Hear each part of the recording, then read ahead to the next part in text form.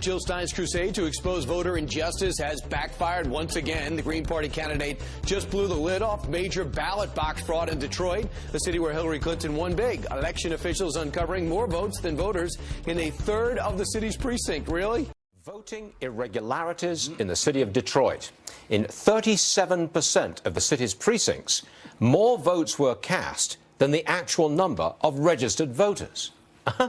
All rise. Judge Andrew Napolitano is here. I think you have this wrong. I think it was Chicago and not Detroit. Oh, it may have been Chicago as well. Do you know how this was uncovered? You do know. Yes. This was Jill Stein's recount. Yes. Came up with what she was not expecting and wasn't looking for. Right. Let me tell you how this happened, and you can pass constitutional judgment. The poll worker takes the ballot and puts it into a scanning machine and says, "Oh, golly gosh, it jammed.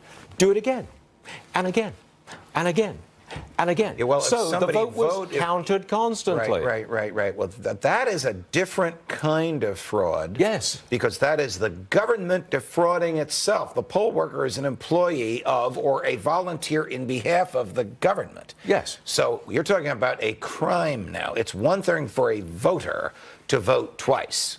We've had some well-respected people vote twice, without mentioning names. It's another thing for the government to actively participate in the fraud. Either way, this is what Donald Trump warned about. It turned out that his warning was, though accurate, not necessary for him to fear, because Michigan went for him anyway. But that's the political analysis. Here's the legal analysis. The law guarantees fair elections, not perfect ones. If this had changed the outcome, it would be unfair and it would warrant a serious inquiry. It does change the actual raw vote totals. It doesn't change who gets Michigan's electoral votes, and it doesn't change who becomes president. But it happened in 248 precincts. Yes. More votes were cast than voters. That tells you, just from observing it, organized, government involved, government violating its own laws. Will anybody be punished? Probably not. This is a small donor campaign. We have raised at this point over, I believe it is over $5 million. We have a system that basically invites tampering in an election where we know there was hacking going on all over the place. In the state of Wisconsin, voting machines are used which have been made illegal in the state of California. The state of Michigan has some red flags in that there's an extremely high level of blank votes.